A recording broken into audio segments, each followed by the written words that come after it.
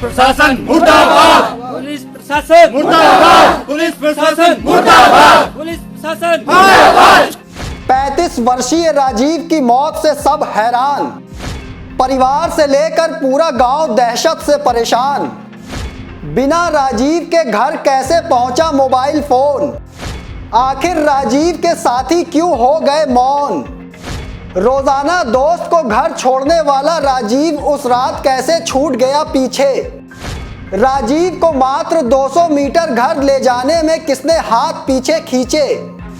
Police की कार्रवाई से परिवार और गांव वाले असंतुष्ट। पोस्टमार्टम रिपोर्ट आने के बावजूद पुलिस क्यों हुई सुस्त। बल्ला टांडा में तीसरी घटना ने दहशत फैलाई, आखिर पुलिस सक्रियता से कब करेगी सख्त कार्रवाई।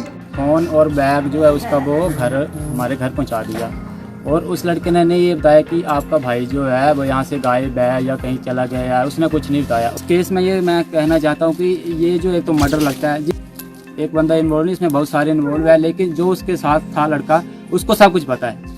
वो ये जो है कुछ चीज़ें छुपा रहा है, कुछ पुलिस का प्रेशर में उसमें वो कुछ बातें नहीं बता रहा है। कुछ ऐसे तत्व आए हुए हैं डिपार्टमेंट में जिनकी वर्दी के ऊपर दाग, मैं तो बोलती हूँ ये दाग ही है, क्योंकि हमें सही न्याय नहीं दे पा रहे हैं। जब भी हम उन्हें फोन करते हैं तो उनका यही जवाब मिलता है कि हमारे पास गाड़ी नहीं है। अगर पुलिस डिपार्टमेंट हमें सही न्याय नहीं देता है, पुलिस डिपार्टमेंट को होश में आना चाहिए, नहीं तो ये जितनी भी महिला है हम सड़क पर उतरेंगी। आज कुछ ही समय में यहाँ पर 2-3 घटनाएं घट चुकी हैं, उसका हमें सही न्याय नहीं मिल पाया है। ये 3 जो घटनाएं हो गई, इससे सारे बच्चे यहाँ के बहुत सहमे हुए हैं।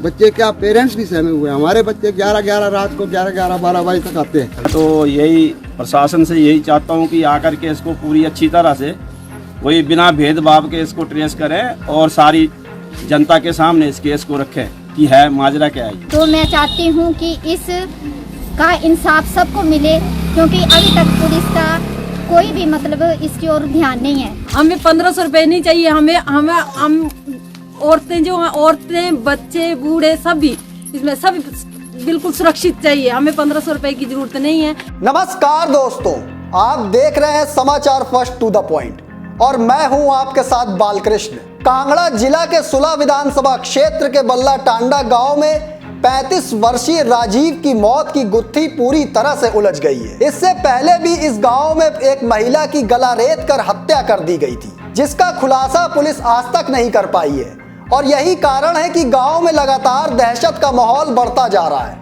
अब एक और दिल दहला देने वाला मामला सामने आया है, 35 वर्षीय राजीव की मौत का। अब इस मौत को लेकर तरह तरह के कयास लगने शुरू हो गए हैं। आरोप है कि राजीव की मौत की वजह क्या है, इस बात का खुलासा पुलिस पोस्टमार्टम रिपोर्ट आने के बाद भी सही से नहीं कर पा रही है। लेकिन परिजन और गाँव वाले इस घटना के बाद सक्रिय हो गए हैं और लगातार पुलिस प्रशासन के खिलाफ आक्रोश जाहिर करते दिख रहे हैं। परिवार वालों का साफ तौर पर आरोप है कि राजीव के साथी कुछ न कुछ सच्चाई छिपा रहे हैं। ऐसा इसलिए क्योंकि राजीव के साथी ने ही राजीव के घर में उसका फोन और बैग दिया था। सबसे बड़ी बात तो ये निकलकर सामने आ रही है कि घर वालों के मुताबिक रोजाना राजीव ही अपने साथी को घर छोड़ता था। तो फिर घटना वाली उस रात ऐसा क्या हुआ कि वही दोस्त राजीव को घर से मात्र 200 मीटर की दूरी पर छोड़कर घर पहुंच गया और उसने राजीव का फोन तक घर पहुंचा दिया। परिवार वालों ने जब राजीव के साथी से पूछा कि फोन तो आ गया, लेकिन राजीव कहाँ रह गया, तो साथी ने कहा कि वो कहीं गया है। लेकिन उसके बाद वो साथी पीछे की कोई भी वाकया सही से बता नहीं रहा है। उधर पुलिस की माने तो पूछताछ में मृतक के साथी और एक और युवक से कुछ पता नहीं चल पा रहा है। पुलिस का साफ तौर पर कहना है कि अभी और लोगों से भी पूछताछ की जा रही है और फॉरेंसिक रिपोर्ट का इंतजार किया जा रहा है। पुलिस भले ही फॉरेंसिक रिपोर्ट का इंतजार कर रही हो, लेकिन मृतक राजीव की पोस्टमार्टम रिपोर्ट सामने आ चुकी है। पोस्टमार्टम रिपोर्ट आने के बाद ही परिवार वाले और गाँव वालों ने पुलिस के खिलाफ मोर्चा तक खोल दिया है।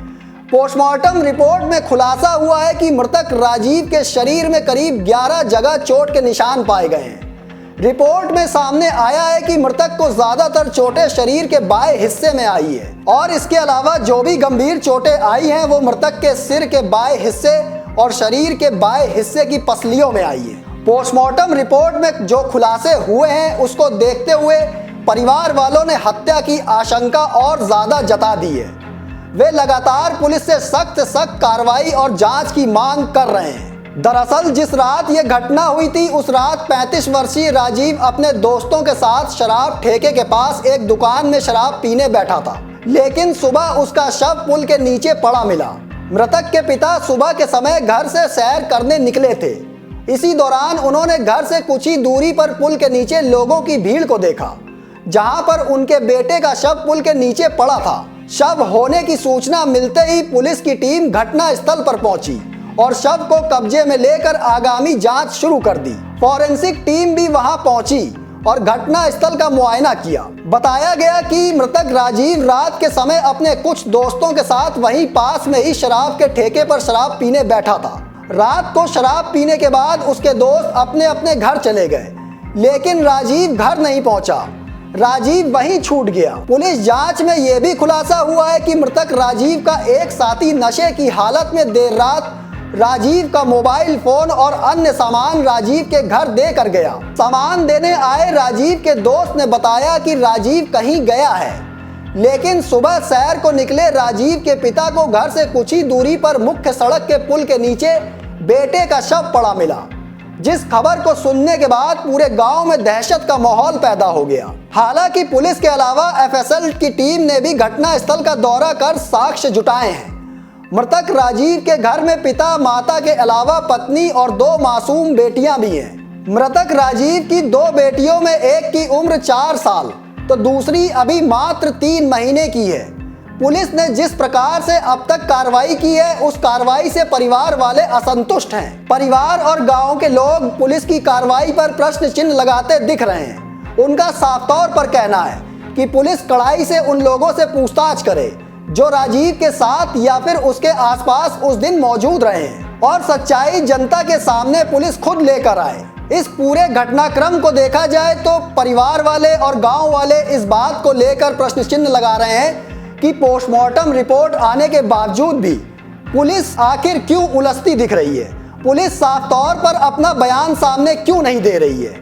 ऐसे में देखना यह होगा कि पुलिस कब तक इस मामले का खुलासा कर पाती है। दोस्तों, फिलहाल मुझे दीजिए इजाजत, फिर मिलेंगे एक और स्पेशल रिपोर्ट लेकर। लेकिन कमेंट बॉक्स में आप अपनी राय देना ना भूलिएगा। तब तक के लिए धन्यवाद।